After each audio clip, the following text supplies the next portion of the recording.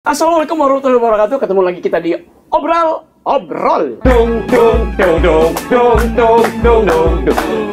Jumpa lagi bersama Unang di sini dalam Bagito Plus.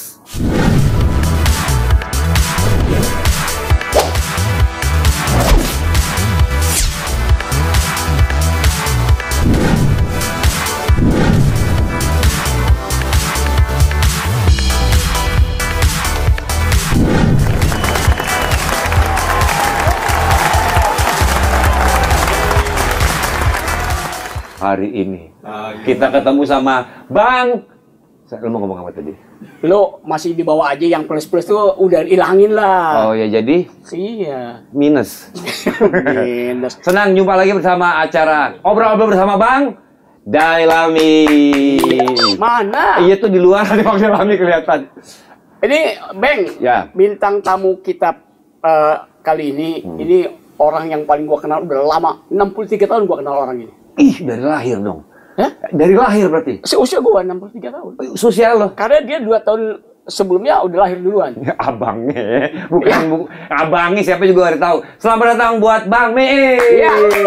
Bang Deddy Gumelar. Bang Miing, Deddy Gumelar. Nama nanti nih, nama 2024-nya Deddy. Tuh Bagus Deddy Gumelar. Tuh bagus, Deddy. Tapi di tengah nggak ada pakai tuh Miing-nya. bagus, Ada Deddy. Miing-nya. Oh, ada Miing-nya. TB Deddy Miing Gumelar. TB Ah, Miing Deddy Gumelar. Susah kan lo? Susah gue nyebutnya. Biasa Bang Miing doang. TB di coba lo ngomong lagi deh. TB Miing Deddy Gua Gumelar. aja yang nyebutin. Karena lu kan susah. Dari kecil kan susah. Oke, alhamdulillah. Hari ini luar biasa. Ini sebenarnya Unang harus lihat di sini. Iya. Kita bisa kumpul bertiga, tapi mudah-mudahan Unang insya Allah lain waktu bisa hadir juga di Tapi sini. penampilan Ebang luar biasa loh. Pakai apa namanya? Kafia ya namanya itu ya. Sorban. Enggak kafia karena bahasa sananya. Emang kafian, sorban. Iya. Kalau orang kan kelihatannya mutawif yang bawain umroh. Ini kalau gue Calok korma. kalau korma yang ada di kebun korma ya. Makanya saya nggak dari tadi nggak ngomong kan karena bingung. Ini sebetulnya ini lagi masuk TV Jeddah atau mana? Di Pijenda. Karena kita habis acara pengajian tadi, alhamdulillah, dan luar biasa. Kenapa kita ngomong pengajian tadi? Terima kasih. Iya. Oh, iya. Pembantu baru. Gue pikir Unang masuk, gue mau keluar. Baru sembuh, baru Oh sembuh. iya. Iya. Bang Miing, Ya. kalau kita cerita Bang Miing ini, semuanya sudah tahu lah siapa beliau. Salah seorang pentolan dari Bagito Group. Jadi sekarang lu ada yang nanya ya. Karena pertanyaan gue yang pelontarkan ke Bang Miing pasti gue tahu jawabannya. Oh ya, lu dari kecil sama dia ya? Dari kecil ya Bang Miing. Ya, lu aja yang nanya. Iya, gue aja yang nanya ya. Gue juga tadi asa-asa ini sebelah gue siapa Lu gitu lupa inget ya? Lupa inget. Ih, siapa? Malum kan umur-umur segini kan garis kepikungan udah mulai ada. Din, lo sama abang mesti kurang ajar lo. Oh iya Bang gue. Abang lo kurang ajar. Salaman dong kayak di orang-orang. Assalamualaikum. Coba gue pengen lihat abang sama adek. Salaman. Gue lihat cium tangan. Bang Miing ini ada sebuah peristiwa yang gue nggak bakal lupa, Din. Bisa kalau salah direlat Bang. Saya nggak berani ngebang Miing. Seperti dia hidup untuk yang kedua kali. Iya, dalam kurun perjalanan waktu ya. Hidup untuk yang kedua kali, Iya. kalau nggak salah ya. Karena peristiwa itu, kalau dia ceritain hari ini, gue tuh bisa larut dalam kesedihan. Karena memang hampir, waktu itu kejadian apa Bang Miing? Kejadian apa sebenarnya? Gini Mas Ray. Siapa? Mas Ibeng. Oh, Kok Mas Ray? Gua kira aktor yang tai sapi itu. Mas Tapi, bukan. Ini kalau bukan senior kita marah juga, nggak berani sama Iya bener dia. mirip. Mirip Dewi Yul. Lo berdua kompak amat, Din. Lo hari ini tugas lo bukan kompak sama dia, sama gue. Oh, iya, oke. Nggak bosan sama dari kecil sama dia. Oke, pertanyaannya. Iya. Peristiwa apa tuh waktu itu? Ya, itu persoalan hidup ya. Mungkin ya Pak Damsi kan nggak ngalamin. Bukan lagi Ibeng. Ibeng. Iya, Beng, ya, Beng. Beginilah kalau ngajak senior nih, ngomong ngomel kita nggak Iya. enak. Operasi. Ya hidup kan yang pertama, kenapa dia sehat? Karena dia harus siap menerima ketetapan Allah kan. Gitu. Iya. Menerima takdir apapun gitu ya. Saya itu udah 2 kali dioperasi loh ini. 2 kali. 2021 dioperasi di bawah sini dari sampai ke bawah pusar itu 12 cm lah kurang lebih. Mengambil kantong empedu. Yang pertama tuh. Karena lengket, ada pelengketan kepada selimut usus. Itu kan dekat ke pankreas, ke paru. Gitu. Berbahaya. Jadi kalau telah sehari 2 hari bisa pecah, dan pecah itu racun kan dalamnya. Akan menimbulkan kematian. Itu tahun-tahun 2021. Itu operasi pertama. Operasi pertama. Bang Ming kan 2 kali, Ibeng 1 kali. Ya. Operasi ketupat waktu di... Bukan itu mau pakai ketupat bulan puasa. Maaf, jangan kurang ajar. Abang lagi cerita, lu diam aja. Iya, Diam, lanjut. Diam, Dit. Yang tahu Ibeng itu saya. Oh. Karena ketangkapnya bareng waktu itu. Oh, iya. Tadi menambahin. Gue ditambahin makin jelek. Makin jelek. 2 kali Kalau dia. gua kan bangga dan haru. Operasi bypass jantung. Ini operasi justisi. Justisi ya. Aduh. Ngaku anak Tebet tapi nggak punya KTP. Kalau dia operasinya ada pasalnya. Nah. Ini kan enggak. Terus Jadi ini operasi bypass. Bypass 2021. Dan ya mungkin karena tidak pernah merasa punya riwayat jantung, masa gua tinggal di orang kampung terus Oh, jantung. iya. Kan dulu kalau image orang jantung itu orang kaya ya. Orang kaya. Ya Bang Ming mah pantas jantung. Iya. Oh, bukan kalau orang kaya pantas jantung. Gua nggak pantas. Kalau koreng, kudis pantas gitu. Iya kan? Iya. Ya jadi ya ya terima saja serangan jantung. Karena pertama lemahnya pengetahuan tentang penyakit itu. Kedua selalu ada di sini nih di image orang itu masyarakat selalu saya tidak punya turunan jantung, saya tidak punya riwayat jantung. Tiba-tiba tengah malam serangan, tumbang gitu. Jatuh di kamar mandi. Enggak, saya tidur di kamar biasa, masa kamar mandi tengah malam gimana sih? Biasanya sering dengar kalau orang jantung di kamar mandi. Ya. Di kamar. Iya di kamar. Jatuh. Jadi malam jam 3-an lah. Jadi sebetulnya itu serangan ya, udah serangan lagi sholat malam tuh. Jadi ada gejalanya sih. gini, pemahaman publik itu terhadap serangan jantung itu kata dokter nih, setelah kita operasi lalu ada pandangan pengetahuan baru bahwa serangan jantung tidak selalu loh ya, Ada gejala. mengakibatkan kematian atau mengakibatkan pingsan. Oh. Jadi indikatornya udah ada, indikasinya ada. Salah satunya apa? Berarti saya udah bertahun-tahun dong, dok. Iya, kenapa? Yaitu kalau olahraga melakukan aktivitas lebih dari 30 menit terasa serahang sakit itu serangan jantung. Kalau pagi-pagi ada kram yang sakit sekali sebelah kaki kiri itu juga serangan jantung. Meskipun cuma sekedar kayak pegal-pegal atau gitu. Enggak sakit, tentu sakit. Bukan asam urat. Kayak otot mau lepas. Gitu. Atau kalau orang di kampung kita bilang angin duduk, nah itu juga serangan jantung. Itu serangan jantung, bukan jantung, itu serangan terhadap jantung. Berarti ada gangguan baik itu fungsi maupun jantungnya itu sendiri. Nah saya itu lagi kebetulan lagi sholat gitu. Itu baru rakaat pertama mau kedua tumbang. Tapi coba minum, lalu stretching. Tapi sadar nggak kalau itu serangan? Belum tahu. Nggak tahu kan. Tiba-tiba iya. Dengerin dulu dari awal. Makanya kan tidak yang tahu serangan kan Ibeng hampir tiap hari. Kalau ada ketok pintu dari kalau datang serangan kan. Serangan apaan dia? Tidak punya pengetahuan lah tentang itu setelah dokter ngasih tahu bahwa itu serangan jantung gitu loh, Beng. Iya. Besoknya dibawa periksa dari mulai EKG, USG, lalu treadmill. Treadmill yang disiapkan 12 menit aja hanya mampu 4 menit. Berarti memang sudah ada indikasinya sangat kuat pada jantung. Lihat data-data dari EKG, dari USG, kemudian ada CT scan, treadmill yang lari itu tadi. Terus akhirnya diputuskan untuk kateter. Kateter itu masang stand ya kalau dokter bilang stand itu ring ya. Ring. Ternyata begitu bedah di sini, dimasukin di sini, nggak bisa. Kenapa tuh? Sudah tersumbat. Jadi kalau jantung ini bentuk jantung, di sini ada arterinya dua saluran, ini satu saluran. Yang dua itu sudah tersumbatnya 90%. Wah Allah. Ketersumbatan. Sehingga dia tidak bisa mendistribusikan darah ke semua tempat, termasuk ke otak, membawa oksigen segala macam, itu nggak bisa. Pada akhirnya tindakannya adalah Pilihannya cuma satu, bypass. Jadi ibarat kalau kita di Kampung Melayu tuh, dari Tebet macet, dari Kampung Melayu macet, dari Cawang macet, Jatinegara macet, dia bikin jalan layang. Nah itu bypass. Diambil dari kaki sini. Gitu. Gue juga ngalamin kemarin, Beng. Di mana? Cuma kan cuma kateter doang kan, terus pasang ring ya. Ya, di dia mungkin masih bisa. Toleran, masih diatasi dengan ring atau dengan stand itu. Saya udah nggak bisa. Karena dua saluran itu tersumbatnya 95%. Artinya, distribusi darah lewat jantung itu hanya 5%. Bayangkan bertahun-tahun. Bertahun-tahun? Iya. Oke, dari peristiwa itu kan memang sesuatu yang tidak pernah kita duga ya.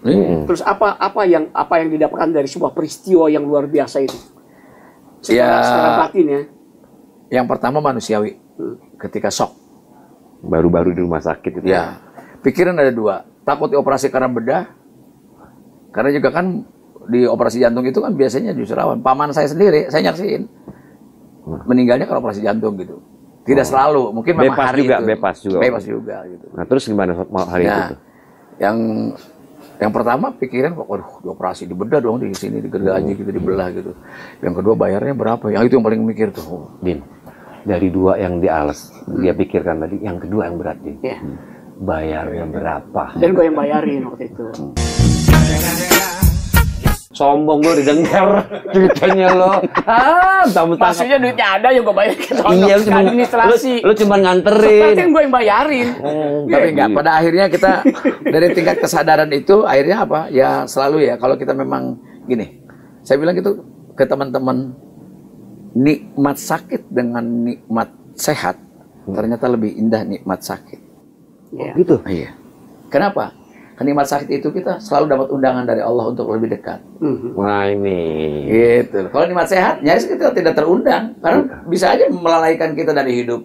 Iya. Karena kesenangan, punya mobil baru, Betul ya kan? betul. Punya istri baru kayak Ibeng gitu, wah senang gitu kan? Nyindir. Nah, iya kan? Nyindir. Punya segala macam gitu, itu kan kesenangan kan? Atau mungkin dapat jabatan baru atau apapun gitu loh. Iya, Nah, iya. nyaris mungkin tidak lupa, akan tetapi dibanding dengan sakit orang akan jauh. Iya. Lebih sadar. Ini bibir dan lidah tidak akan pernah kering menyebut kalimat-kalimat thayyibah ketika orang sakit. itu satu Indahnya di situ. Pada saat masuk ke ruang operasi, apa yang dibayangkan saat itu? Nggak bisa ngebayangin apa-apa kecuali udah berserah diri aja. Tidak pasrah, tapi berserah diri. Ya Allah. Jadi ketika diputuskan oleh dokter hari itu, Pak Ming tidak bisa di kateter, tidak bisa di stand, harus bypass. Sok dong. Iya. Tadi. Kalau soal bayaran soal bercanda aja lah itu. Nah. Saya malah nggak mikirin gitu. Saya pikir nggak bayar gitu kan. Nah, Bayar. Emang operasi panu. iya. Ada nggak bayar? Cuma Kan ada pilihan di situ, Bang. Iya. Kalau memang kita total operasi itu Iya. mahal banget. Mahal banget. Ada yang lebih murah. Apa itu? Dibedah di rumah sakit itu jahit sendiri terakhir. Celana jeans. Iya. Di Taylor langganan. Taylor langganan ya. Ardi Taylor menjahit rasa sakit. Jadi setelah saya di kateter tidak bisa, itu kan begitu periksa dokter kan nggak bawa baju nggak bawa apa, Iya. langsung harus dirawat observasi dari 8 dokter itu, dari mulai dokter paru, dokter jantung, dokter paru, THT, dokter gigi, segala macam yang memungkinkan ada hubungannya apabila ada bakteri atau ada kuman dan sebagainya ke jantung, itu kan berbahaya. Lu tanya ke gue dong sebelum operasi itu seperti apa? Kan gue yang menyaksikan. Gitu. Oh, kakak Jadi yang sebagai tadi dia aja ngomong. setelah observasi selesai, alhamdulillah ada besar hati juga, karena ternyata dokter yang mengoperasi kita itu, dokter itu adalah penonton opor ayam waktu di Radio Kejayaan dulu. Oh. Dia bilang saya senang banget Pak bisa nanganin Bapak karena saya waktu SMP namanya Dokter Bono. Dia dokter bedah jantung, bukan dokter jantung. Kardiolognya Dokter Utoyo di Rumah Sakit Mitra Keluarga Kelapa Gading, tapi dokter bedah jantungnya dari Harapan Kita. Saya senang banget Pak, saya diminta nanganin Pak Miing. Saya SMP dari Halim, rumah saya naik sepeda ke Pakubono, ngejar-ngejar apa nonton Bagito. Dulu kan Bagito kan rekaman di SK. Kejayaan ya, SK. Kalau nggak salah malam Jumat tuh ya, Ya. on airnya. Wah senang banget ya udah, dia suruh pulang. Jadi bapak besok nggak usah nginep di sini, lumayan 1 hari gitu. Pulang. Bapak pulang ke rumah, kumpulin keluarga, baca yasin, baca doa, dan dia bilang gini, jangan lupa doakan saya dan 8 dokter lainnya bisa kuat berdiri selama 6 jam untuk operasi 6 bapak. jam. Masya Allah, 6 jam. Iya 6 jam. Dan alhamdulillah tepat waktu. Artinya pas dokter ngomong gitu jauh lebih tenang. Lebih tenang karena Lebih orang pasrah. dia kenal kita kan, artinya ya dengan dokter siapapun tentu kita harus tenang, harus karena mereka profesional kan, pasti bisa menangani lah gitu loh. Udah. Jadi itu sudah saya bilang sama keluarga kumpulkan, ada Didin, ada semua adik-adik semua, teman-teman yang lain juga, ada Yasik Gusman, ada Camelia Malik waktu itu. Kayak mau ngelepas ya.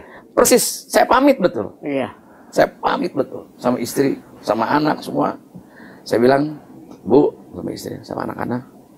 Nih kalau orang sono bilang, ayah ini pergi dengan I'm going with one way ticket. Saya pergi hanya dengan 1 tiket.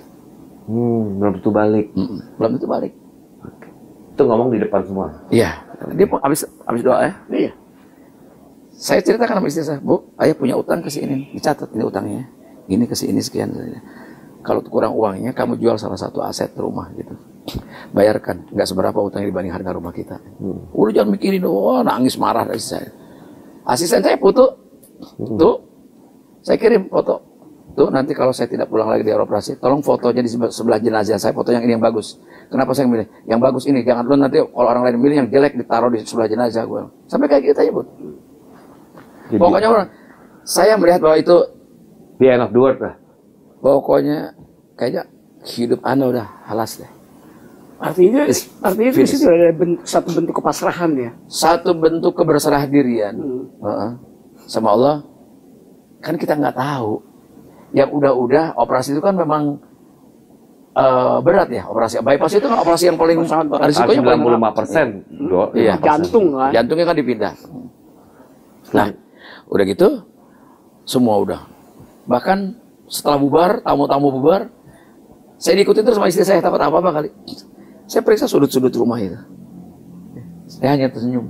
Lihat gorden, lihat sofa.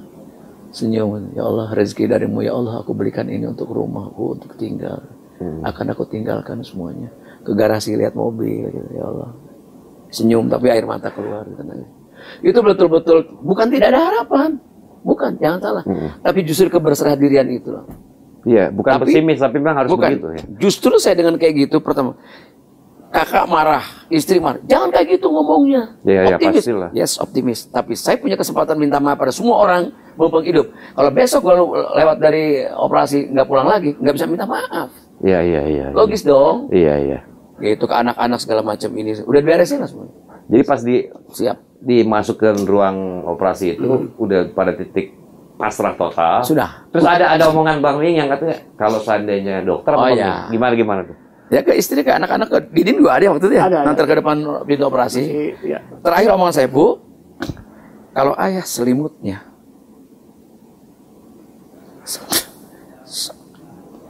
sampai dada, ayah hidup. Tapi kalau selimutnya udah keluar dari ruang operasi sampai kepala, kamu harus ikhlas. Udah itu aja. Tidak ada pilihan untuk pesan apapun. Ayo kalian ngumpul, saksikan senyum saya yang terakhir, saksikan air mata saya terakhir. Mudah-mudahan Allah jaga. Gitu. Dan tepat alhamdulillah jam 8.30 didorong dengan kereta dari kamar rawat ke ruang depan pintu operasi. Masih ada semua keluarga, masih berdoa bersama. Dari situ cuma saya bisa dadah masuk ke ruang operasi. Saya hanya berdialog dengan Allah sederhana sekali.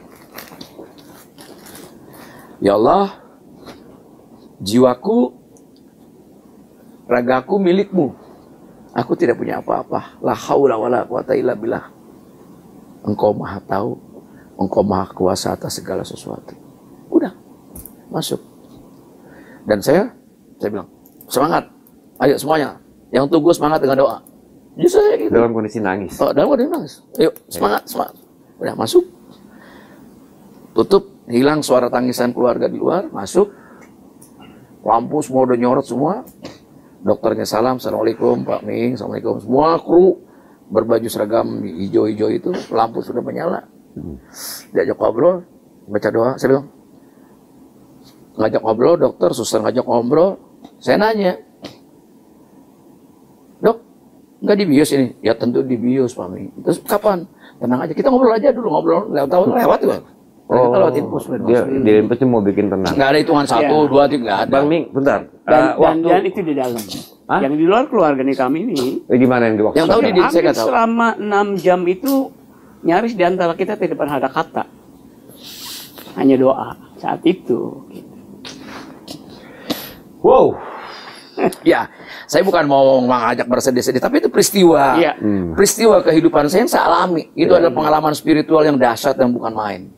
Dahsyat bukan main. Artinya apa? Saya percaya bahwa kematian seseorang, bahwa wasilahnya mungkin penyakit jantung, wasilahnya. Tapi ngelihat memang hari itu bukan tanggalnya saya untuk mati. Bayangin nggak lagi mau masuk, Bang Ming ngomong begitu, terus lihat mata anak-anak ada di situ. Mereka kelihatannya nggak berani menatap saya, kecuali menunduk dan menangis. Iya. Semua anak-anak saya. Semuanya nggak ada yang berani. Dan kita meyakinkan dalam hati gitu bahwa setelah itu ngobrol bahwa Yang mengalami peristiwa ini bukan satu aja kakak kita atau ayah kita, anak-anaknya, tapi yang lain juga ada, insya Allah. Lu nguatin di luar Iya, operasi? iya. Selama 6 jam? Iya. Ya, setelah jam 9 menurut dokter itu pisau bedah atau gergaji, menurut itu dokter, saya lihat itu di rekamannya, masuk jam 3 sore saya dibangunin. Selama 6 jam itu dibangunin, sebelah dokter, ahli bedahnya, sebelahnya istri. Ya. Udah nggak bisa apa-apa karena bius masih kuat. Cuma nangis, air mata cuma keluar, basah, lalu dilap. Bu, ayah masih hidup. Allahu Akbar. Itu aja. Ayah masih hidup. Alhamdulillah ayah hidup. Masuk lewat lagi. Karena anestesi belum habis kan. Belum semuanya. Itu masih di ruangan yang itu ya? Belum ada keluarga? Masih di lampu, masih di ruang operasi. Belum. Masih dalam dengan mesin, pertolongan mesin semua. Baru sadar aja. Bahwa itu 6 jam anestesinya akan habis. Gitu. Itu selesai. Dokter, terima kasih. Pak Dedi, sudah ya. Sudah selesai, bagus. Dan alhamdulillah, ya. Biasanya itu kan kalau operasi besar itu ada transfusi darah. Oh iya pasti. Istri saya diminta menyiapkan 5 kantong darah dan alhamdulillah tidak terpakai. Menurut dokter, Pak Miing termasuk pasien saya yang tercepat dalam pemulihan, dalam sadarannya. 6 jam tepat waktu dan dia sadar. Yang lain ada lebih dari itu ya? Ada yang 6 hari 6 malam. Apa sebetulnya yang Bang Miing lakukan tuh? Sampai ya ada hal yang kita nggak. Kalau jawaban yakini dokter juga. ketika saya tanya tadi pertanyaan ini, kenapa dok saya begitu bisa cepat seperti ini? Mental adanya bukan keberanian tapi keberserah dirian kita. Nah itu tuh penyerahan Kita nggak boleh nyerah tapi berserah diri. Artinya ya we are nothing gitu ya. Kita ini nggak punya apa-apa, nggak punya kekuatan daya upaya apalah gitu. Sehebat apapun, sepopuler apapun, sekaya apapun manusia di bedah tuh bisa mati gitu loh. Digergaji lo tulang ini kan masih suka terasa setahun ini. Baca-baca apa waktu pas lagi itu kan pas perjalanan kan detik-detik menegangkan ke ruang dalam tuh. Apa yang Bang Miing masih ingat gak? Tentu kalau zikir tidak pernah putus dari sebelum masuk rumah sakit sekalipun. Jadi hati ini tetap zikir, pikirannya tetap zikir. Makanya saya bilang tadi, saya berani mengatakan bahwa antara nikmat sakit dengan nikmat sehat jauh lebih indah nikmat sakit. Bukan berarti antum mesti sakit, bukan. Iya. Tapi ini pengalaman saya yang diberikan ujian sakit oleh Allah. Itu kalau kita terima dengan baik bahwa ini sebuah ketetapan, nikmati. Dan itu Masya Allah. Oke, jadi dari pertanyaan. Kan Ustadz sering mengatakan jadi bahwa orang ketika diberikan sakit, paling ada pengurangan dosanya. Kenapa pengurangan dosa? Karena kita tidak berbuat dosa juga. Ya, bagaimana sakit berbuat dosa? Iya. Soal berzikir. Oh, udah. Kalau tadi Ibeng baca apa? Ya zikir saja. Zikir ya. Tidak jauh dari istighfar, tidak jauh dari kalimat-kalimat atau ibadah yang lainnya. La ilaha illallah masyaallah, la haula wala quwata illa billah. Subhanallah. Terus berzikir sebisa kita terus. Hati diisi dan pikiran diisi itu aja udah. Sama bibir. Kecuali waktu dioperasi kan mati kan. Mati ya. Gitu. Udah itu aja. Oke, dan dari pertanyaan awal dari tadi Ibeng bertanya bahwa ini seperti terlahir kembali kan kita. Ya. Sekarang setelah fase itu kita lewati, kemudian dengan perjuangan dan kepasrahan, ada hikmah yang paling luar biasa dalam kehidupannya. Nah sekarang apa betul merasa bahwa kita nih, terutama dari untuk bahwa buat seperti orang terlahir kembali. Ya. Tingkat kualitas atau turbo untuk pengalaman spiritual saya gini, ketika melihat rekaman terutama ya, rekaman dokter pakai GoPro tuh, jeroan kita kelihatan banget, segala macam kelihatan, ngeri, nggak. Saya tidak bisa menonton sampai habis karena tidak sanggup nontonnya. Lu nggak nonton? Enggak. Di jeroan gimana? Betapa mendapatkan 2 hal. Pertama dapat pengetahuan, dapat ilmu. Bahwa kata dokter kalau Anda darah tinggi, minum obat, tensi turun, nggak langsung mati kan? Iya. Kalau antum diabetes, minum obat gula turunin. Tapi kalau jantung tersumbat, masalah mati. Memang pusatnya di situ. Udah kan? Tinggal pilihannya itu 2. yang mengerikan di situ. Gitu pilihan loh. itu 2. Jadi setelah itu, ya itu jam 3 ya, sadar. Saya nanya, Jam berapa? Istri jawab, jam 3. Sudah asar belum? Belum. Kalau asar ayah bangun. Karena saya belum sholat dohor. Masuk jam 9 pagi. Nah, itu masih dikasih kekuatan tuh untuk sholat. Sholat. Lewat lagi. Tidur lagi. Jadi bangun sekedar sadar sebentar. Ditahan untuk bisa selesai. Udah. Ingat-ingat sudah di mesin, sudah di ICU. Udah pindah ruang intermediate ya. Di situ dengan bunyi tatu udah gitulah komputer. Jadi suster pun nggak ada di ruangan, di sana dia monitor pakai monitor. Keluarga juga masih di luar lah. Nggak boleh. Itu baru pasca operasi. Hanya istri aja, hanya pada saat sadar aja udah. Nah 3 hari 3 malam dirawat di situ.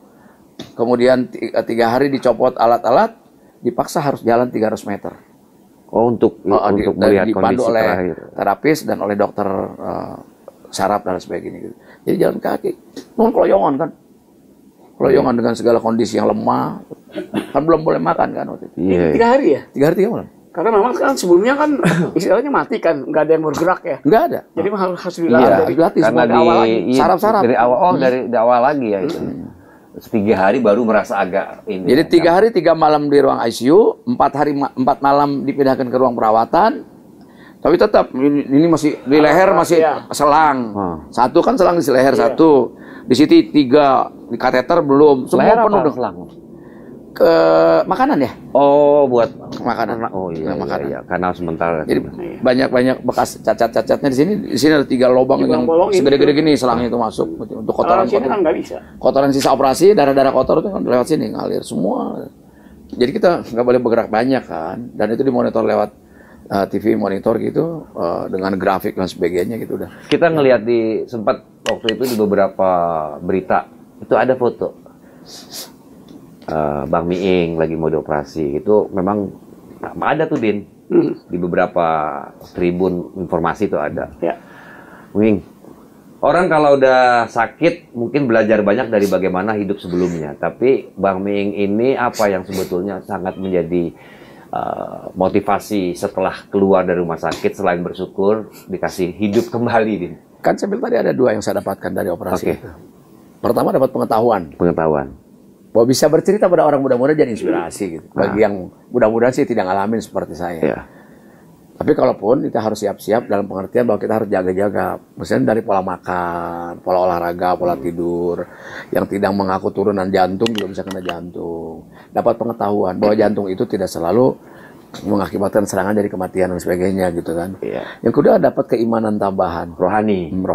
Artinya bahwa kalau orang udah ngeliat jeroan kita lewat monitor sekalipun lewat rekaman itu, lalu iman yang nggak bertambah, udah keterlaluan banget deh gitu. Nah ini maksudnya. Betapa Allah maha besar, maha dahsyat, maha cerdas menyiapkan. Contoh sekarang begini, ketika jantung yang tersumbat, Allah menyiapkan cadangan lo di kaki, kanan dan kiri, tangan kanan dan kiri. Bayangkan. Dan hanya ilmu kedokteran yang punya ilmu kedokteran itu yang bisa melakukan itu. Kita kan nggak bisa. Oh, jantung itu mesin tiba-tiba kita belek sendiri pakai hinis gitu, disambung-sambung kan nggak mungkin. Bisa, atau cari tukang ngobras di Tanah Abang kan nggak bisa. Nggak bisa. Lu kadang-kadang kelewatan abang lagi sakit, lu cerita menglayangan di deket gitu. Nah, tapi itu yang tadi. Gue masih penasaran sama jawaban yang sangat. Apa yang berubah dari Bang Miing setelah melakukan peristiwa yang sangat menurut gue dramatis tadi terhadap kehidupan? Apa yang akhirnya mau dilakukan yang sebelumnya nggak kepikiran untuk kebaikan hidup? Ya, ini kan suka tidak suka ini second life ya. Kehidupan yang kedua. Kehidupan yang kedua, kesempatan kedua nih. Yang kan saya bilang tadi, ternyata kematian itu bukan semata-mata walaupun wasilahnya bisa jantung. Tapi memang bukan hari itu waktunya. Kita ada perjanjian dengan Allah yang kita tidak tahu kapan kita harus mati gitu. Dan di mana kita harus mati kan nggak tahu. Itu saja. Mungkin kalau kita tahu kapan dan di mana, mungkin orang akan soleh semua. Terutama jalan kematian kan. Betul. Jadi ya untuk anak-anak muda, kematian itu tidak menentukan dia harus tua dulu baru mati, enggak gitu. Orang muda pun, bahkan bayi pun mati gitu ya. Nah, yang saya dapatkan tadi selain pengetahuan juga keimanan, tapi ada hal kesehatan lebih baik lah. Memang sudah lewat dari kritisnya itu, ternyata sekarang sirkulasi darah lebih bagus, lebih lancar, secara biologis ya, segala macam biologis misalnya, distribusi darah kemana-mana, lalu ini sih sebetulnya nggak etis kalau disampaikan di depan umum, nanti orang-orang jadi anak-anak muda minta dioperasi kayak gue gitu loh. Kata dokter karena operasi jantung itu bisa seperti 20 tahun lagi, lebih muda. Usia 20 tahun. Iya. Vitalitasnya. Jadi kalau Ibeng pengen kayak gue, jangan dong. Nggak, bukan. Sakit nggak sakit lo operasi aja. Ya, masa sakit nggak sakit operasi aja. Tuh, nggak aja ya Bang Miing kita udah lagi. Tapi kalau dia kan sekuat apapun kan nggak ada sasaran buat apa juga. Teman-teman, beberapa menit tadi kita jujur loh, gue maaf Bang Miing kebawa, gue nahan aja dari tadi pas Bang Miing cerita gitu, ternyata luar biasa. Apa itu yang membuat Bang Miing lebih bergelora hari ini? Jadi ada semangat lain. Ada semangat beda. Gue coba mancing 2 kali belum dijawab dengan kostumnya yang kita kostum, bajunya yang cukup jelas. Jadi pengen buka botol yang warnanya sama. Bilu-bilu. Iya. Bilu-bilu. Oh ini beda. Bukan, ini sahabat saya nih, Prof Dai. Oh iya, Profesor Dailami Firdaus bukan main. Besok Bang Miing fotonya di sini. Masya Allah. Ini sih kita 2024 gubernurnya mesti Din. Tepuk tangan dong. DKI. Mesti ini gubernurnya orang Betawi. Betawi. Iya dong. Berkaitan dengan pertanyaan bergelora. Bergelora. Gua kan ini itu sendiri kan setelah Bagito kemudian mencapai puncaknya, kemudian mencari sesuatu yang bermanfaat di luar lain, termasuk abang saya ini kan ke politik ya, iya, seperti jadi anggota DPR dan segala macam gitu kan.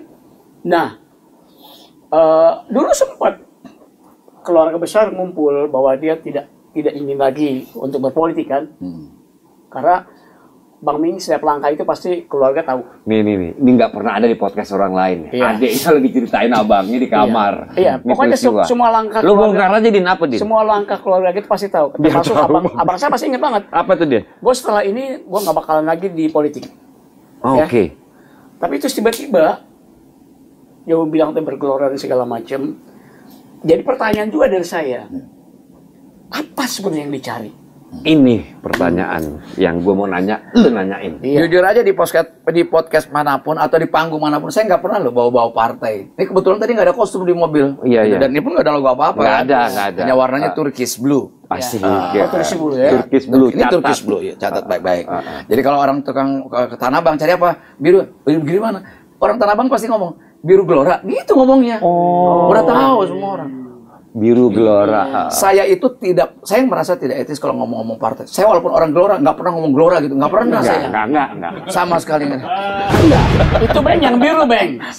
Bang, itu yang biru. Gua kemarin kata Abang cari hijau. Dia bilang, hijau mana? Yang bolu pandan. Kalau ini biru, ini birunya biru gelora. Ini biru abu-abu monyet. Gelora. Nah, kenapa tuh? Jawab dah. Monyet itu abu-abu. Ya, ini beda. Hari ini mesti beda. Oke. Bener seperti apa yang dijalankan. Bahkan teteh saya, kakak yang paling tua memesankan, mungkin dia melihat banyak anggota DPR yang tersandung hukum, banyak eksekutif, bupati, wali kota, menyeramkan sekarang ini kan, terutama peristiwa-peristiwa pelanggaran hukum, sebut saja korupsi saja gitu. Mungkin takut adiknya juga terseret apa gitu. Insya Allah saya bilang, saya 5 tahun menjalankan dengan baik dan tidak pernah punya hutang hukum gitu ya, tidak pernah bermasalah. Di partai yang dulu. Iya di partai yang dulu, di parlemen lah sebut saja. Iya. Selama di parlemen gitu, saya jalankannya sebagai tugasnya, memang apa yang harus saya lakukan dan saya tidak melakukan apa yang seharusnya tidak saya lakukan. Selesai. Iya. Nggak usah takut. Bukan masalah tadi pertanyaan itu. Kenapa tadi balik lagi ke politik? Kenapa masih mau? Apa sebenarnya sih yang mau diuber di DPR? Ada yang diperjuangin apa gitu Din ya? Gini, apa sebetulnya? kan konsep manusia itu kata Al-Quran, wa makholatul jinna wal insa illa liya'budun. Tidak aku ciptakan jin dan manusia kecuali untuk mengabdi, untuk beribadah. Kami berdua 45 tahun ngelawak loh, itu juga ibadah. Ibeng menjadi musisi, menjadi penyiar, menjadi anak tokoh, itu juga ibadah sama gitu. Kameramen juga demikian. Dia melakukan ibadah, pengabdian, ya kan? Apa yang dia bisa lakukan untuk kebaikan. Ketika seseorang ibu menyiram bunga agar dia tumbuh dengan baik, dia selama pengabdiannya pada Allah. Agar ini adalah lestari tumbuh makhluk Allah ini, gitu loh. Ibadah. Jadi ibadah itu tidak terbatas pada ibadah yang sifatnya mahdoh. Ritual. Misalnya sholat, puasa dan sebagainya. Tapi justru dalam konteks muamalah inilah, saya melihat bahwa politik adalah ibadah muamalah dengan ruang yang paling terbesar. Lebih luas. Iya, lebih luas jangkauannya. Contoh, saya datang ke konstituen, dapil saya di Kota Bekasi dan Kota Depok. Datang ke ibu-ibu. ke kampung-kampung. Saya selalu ngomong, saya belum tentu kepilih loh jadi anggota DPR. Tetapi saya sudah untung lebih dulu. Kenapa? Ketemu ibu, itu namanya silaturahmi. Tidak terbayang bagaimana caranya mengenal begitu orang banyak kalau tanpa pintunya, tanpa medianya politik. Ya, tanpa, iya betul.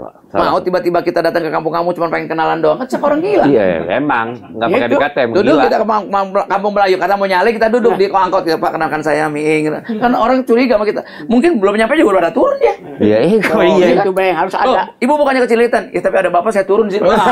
Harus ada pintu Bang. Ya, Ada medianya lewat mana? Lu ke kampung-kampung nyari itu yang udah nggak ada cuan.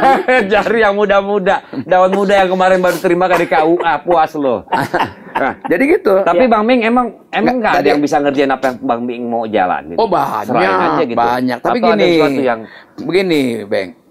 Saya juga janji sama saudara-saudara saya, ya deh, saya udah capek menghadapi politika gini-gini dan takut.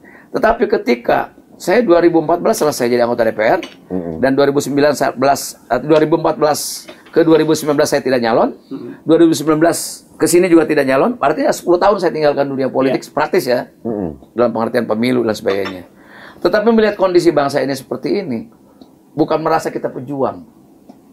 Seseorang yang tengah beristihad, ingin melakukan satu perubahan buat bangsanya, itu namanya mujahid. oh, Gitu. iya, Kita berjihad gitu loh ya. Jadi mujahid itu tidak selalu angkat senjata dengan kemampuan dia. Sebab apa?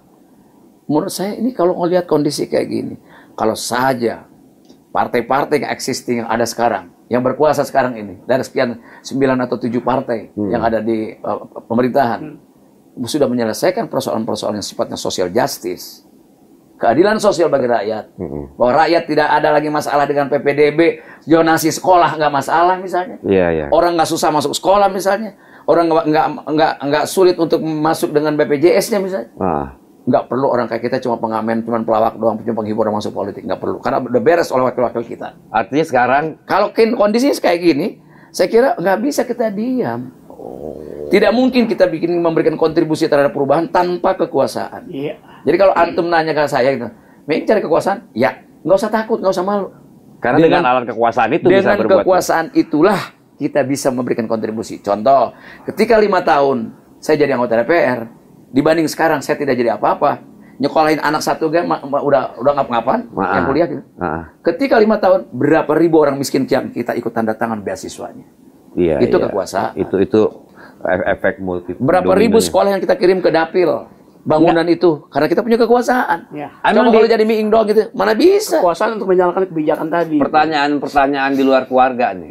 Emang yang sebelumnya kenapa mesti pindah warna? Itu masalah pilihan. Ya itu yang harus dijalani aja. Oh. Dan itu bukan persoalan. Itu kan gini, partai politik adalah hanya bentuk organisasi dan itu barang mati. Yang barang hidup manusianya. Artinya berjuang itu dengan Kan Ibeng juga dulu pindah, mungkin rumah di satu tempat boleh pindah ke tempat lain kan? Iya. Selama tidak melakukan pelanggaran baik itu konstitusi maupun undang-undang yang lain, apalagi agama, yang ada masalah. Artinya berjuang itu kan harus ada kendaraannya. kendaraannya. Nah, terutama kita latar belakang saya ini kan seniman. Seniman itu kekayaan yang paling hakikinya adalah kemerdekaan. Oh iya, Jadi, cari tempat yang senyaman mungkin dengan kemerdekaan itu, lalu apa? Di situ tercipta sebuah ruang dialektika yang baik antara partai dan pengurusnya dan anggotanya. Oh, jadi tanpa beban. Tanpa beban. Di rumah yang baru dengan kenyamanan dan keharapan-harapan baru gitu ya. Ya. Artinya itu kan selaras, jalan berarti kan gitu. Iya. Kalau kita di satu tempat kemudian sudah tidak sejalan, tidak selaras, itu kan agak repot kan? Pokoknya cari kuncinya adalah cari media untuk bisa berjuang sama-sama ya dengan kebebasan berpikir kita, lalu dengan kebebasan kreatif kita, maka akan produktivitas akan. Nah, ketika ada produktivitas melalui kekuasaan tadi, kemaslahatan buat umat, kan itu manfaat, itu kan ibadah juga. Oke, kalau secara apa yang disampaikan Bang Ming tadi, secara umum teman-teman di rumah mungkin tahu sebetulnya apa yang diperjuangkan oleh. Tapi sebagai seorang pekerja seni, praktisi seni, komedian dan juga di luar paski artinya dari dulu apa sebetulnya yang perlu ditargetkan untuk masuk di DPR? Contoh yang kemarin 5 tahun ketika 2009-2014 itu kan lagi ramai soal ujian nasional. Saya salah satu anggota Panja yang memperjuangkan sampai ke Mahkamah Agung agar ujian nasional tidak menjadi alat kelulusan, dan itu berhasil. Coba kalau kita bukan siapa-siapa, bagaimana bisa membebaskan alat ujian dari alat kelulusan? Karena kita pemegang kebijakan, pembuat kebijakan, maka kita berjuang untuk itu. Dan akhirnya apa? Ujian tidak menjadi alat kelulusan bagi anak-anak. Iya. Supaya berkeadilan. Ujian nasional ya. Ujian nasional. Iya, udah nggak ada kan. Kalau dulu kan ujian nasional bisa alat kelulusan. Masa anak sekolah 3 tahun hanya diluluskan dengan 4 mata pelajaran. Sementara anak Jakarta yang sekolah-sekolah elit itu dengan segala fasilitas yang cukup. Bagaimana saudara kita yang di Papua yang lari dari rumah sekolah aja 6 jam. Iya, iya. Tidak ada perpustakaan, tidak ada laboratorium. Tiba-tiba ujiannya sama soalnya. Nggak Adil. Jadi ya, unsur memenuhi keadilan tidak ada ya. Begitu.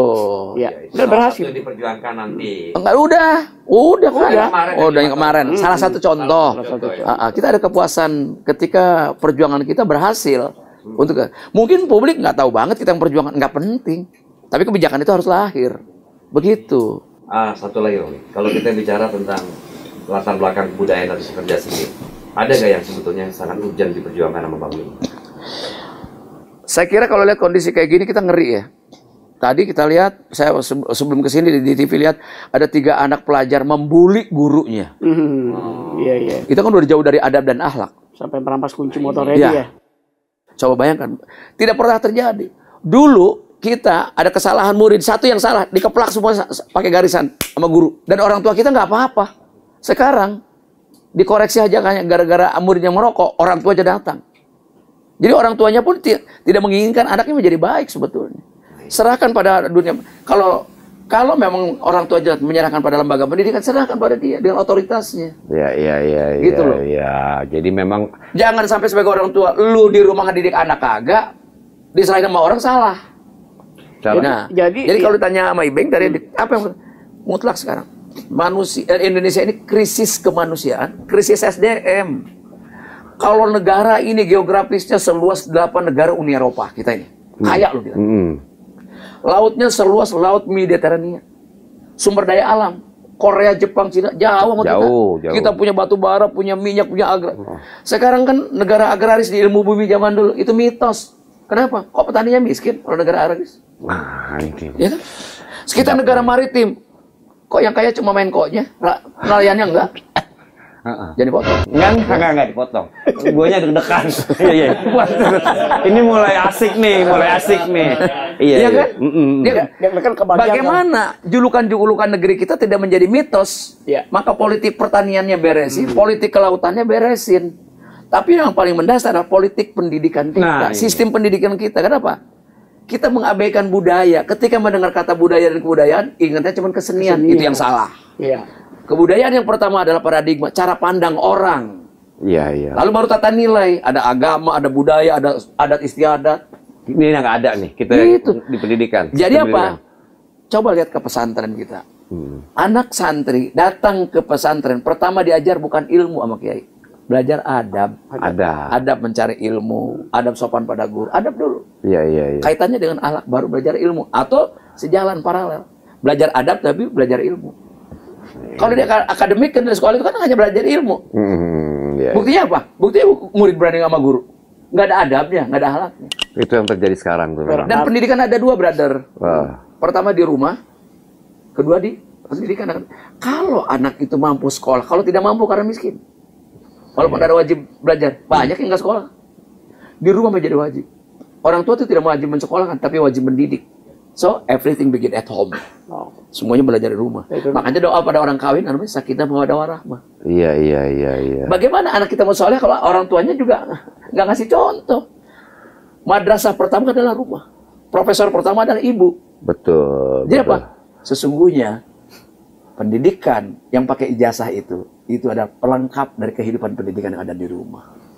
Jadi awalnya dari rumah. Dari rumah. Makanya orang kita diceritakan tadi bahwa pada saat anak di sekolah terus dikena hukum dari sama guru, orang tuanya datang dan protes segala macam. Sekarang kan berarti artinya si orang tuanya sendiri itu dulunya memang tidak begitu bagus pendidikan di rumahnya. Pokoknya saya concern tetap bahwa Indonesia kalau mau berubah cuma satu, concern di politik pendidikan. Politik pendidikan artinya sistem pendidikan kita harus ditinjau kembali agar berbasis kebudayaan, berbasis cara pandang yang benar. Jalan pikirannya dibenerin.